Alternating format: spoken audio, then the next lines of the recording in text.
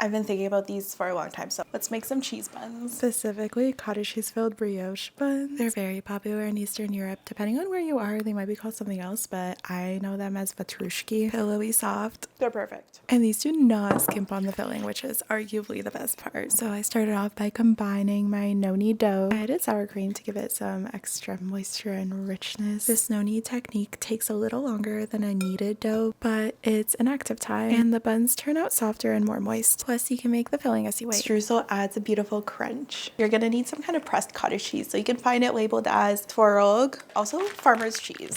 It's quite firm while still being creamy when you smush it. It's like a dry cottage cheese. I recommend ordering it online or looking up what stores might have it before going in. The filling turns out creamy, soft, and moist from the cottage cheese, and the zest gives it a beautiful fragrance. I pull up the dough and fold it over, and that replaces the kneading process. And look at the second time that I'm doing it, the dough looks so much smoother. This is after the second rise. They get shaped into rolls and the dough is so buttery, it's really fun to work with. They then get brushed, filled, pampered. Some of them got swirled with lemon curd, others got raspberry. And now you have these most beautiful and delicious filled brioche buns.